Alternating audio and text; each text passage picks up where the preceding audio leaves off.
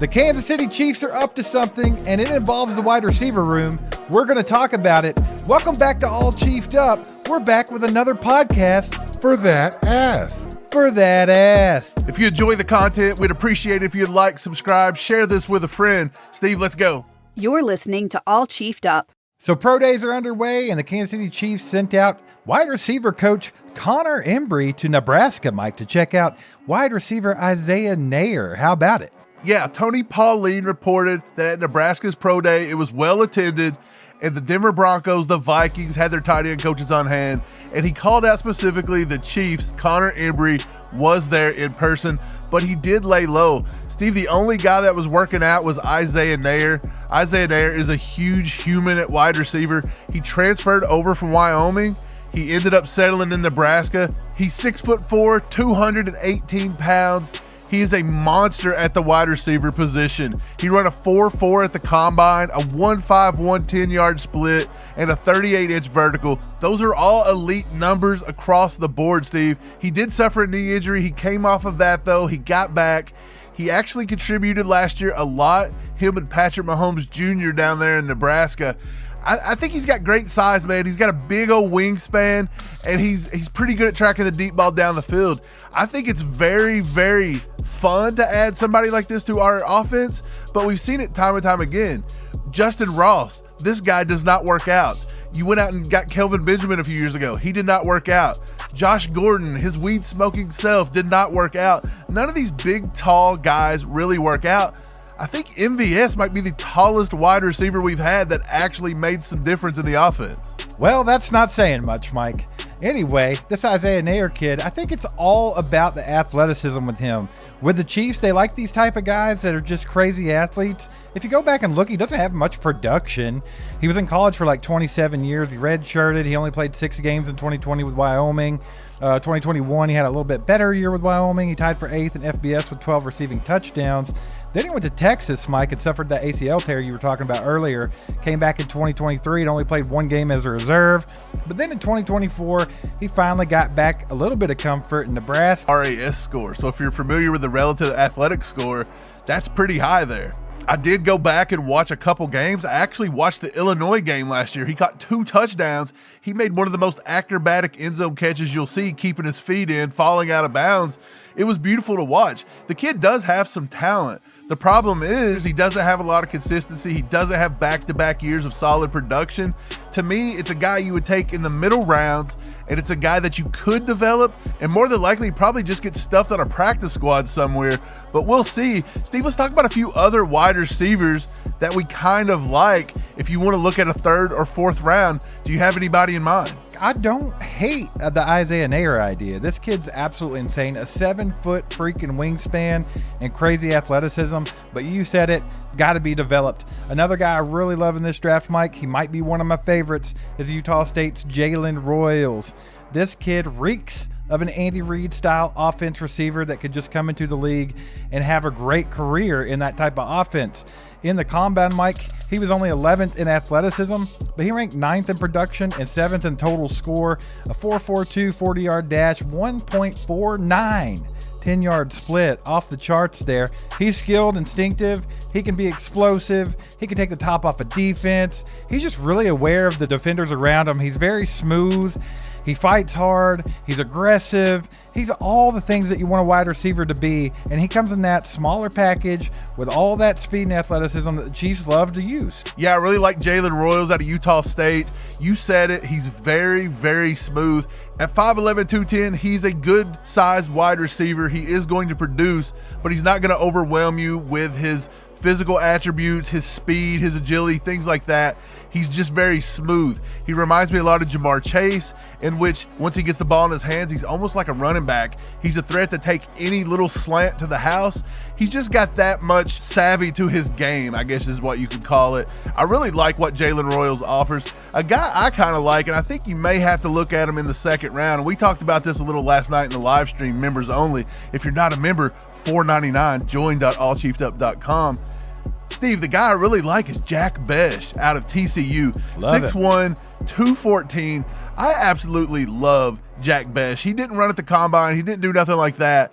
but he's got good size. He plays with good strength. He's got great body control and toughness. This kid is just good. He's competitive. He can run inside, outside. You can even move this guy in the tight end. You can play him in line. You can play him outside as an X. You can put him in the backfield and make him an H-back if you want. I just love the way he plays with nastiness in the run block game. There's just so much about Jack Bech that I really like, Steve. And coming out of TCU, I thought I was going to like Savion Williams, the other wide receiver, but Jack Bech was the one that just kept jumping off the screen for me. He had a 72 PFF grade versus man coverage and an 83 PFF score receiving grade all year.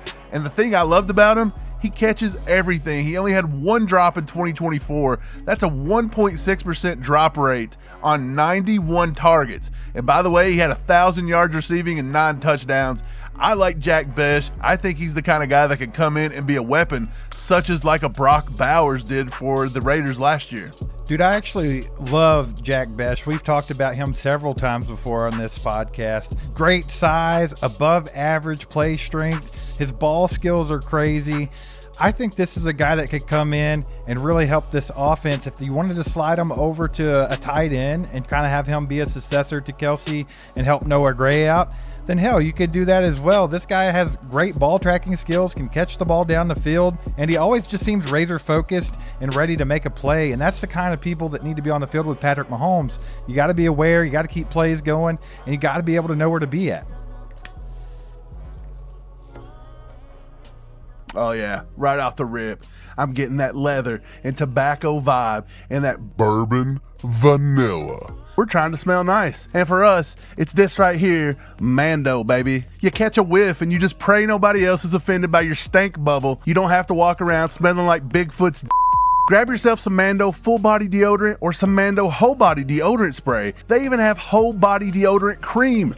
You have no reason to stink. We absolutely love Mando, and that's why we partnered with them to bring their goodness to you. It was created by an actual doctor who wanted to stop the misdiagnosis and mistreatment of odors. Mando is clinically proven to block odor all day and control odor for up to 72 hours. And no, that doesn't mean you can be a degenerate piece of and not shower for real. It helps with odor. It doesn't perform miracles. New customers get $5 off a starter pack with our exclusive code. That equates to over 40% of your starter pack when using our code ACU to shop Mando.com. That's SHOPMANDO.com. Please support our show and tell them we sent you. And if you don't love it, they'll give you a full refund up to 60 days later. That's how confident Mando is that your balls won't stink. Go to shopmando.com and use code ACU to get 40% and free shipping off your Mando starter pack. Smell fresher, stay drier, and boost your confidence head to toe with Mando. Since we're talking about wide receivers, a lot of people think that maybe a veteran is the way to go instead of going to the draft.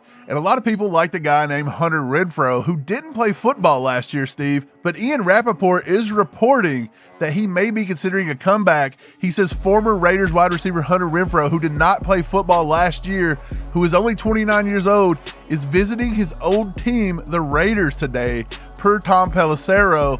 It says that he also visited the Panthers on Wednesday and could do more. He has more plans, and he does plan to play in 2025. Steve, Hunter Renfrow is a guy that Chiefs Kingdom really like. They want to put him in the slot. They want to pepper him. They want to do all the things that you see a Tom Brady-style offense does, but you don't see it much from an Andy Reid-style offense.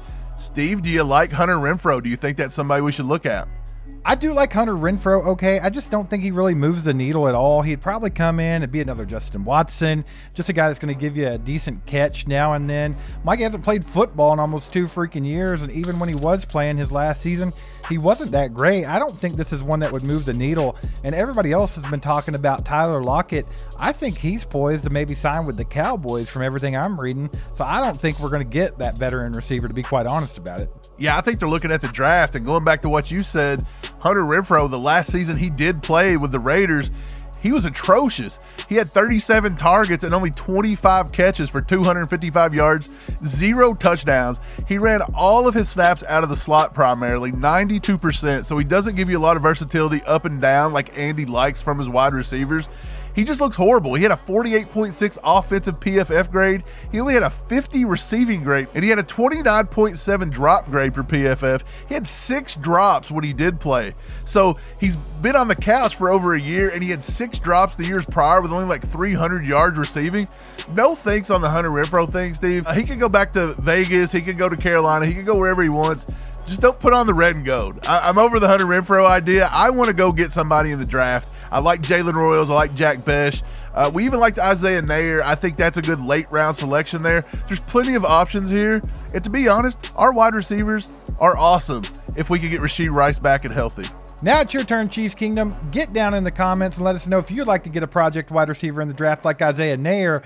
Also, would you like the Chiefs to go get a veteran wide receiver like Tyler Lockett or Hunter Renfrow or maybe somebody else? Let us know. That's going to wrap it up for today. Thanks for liking, subscribing, clicking that bell. Share this with a friend. We appreciate you. We'll see you next time. Go Chiefs.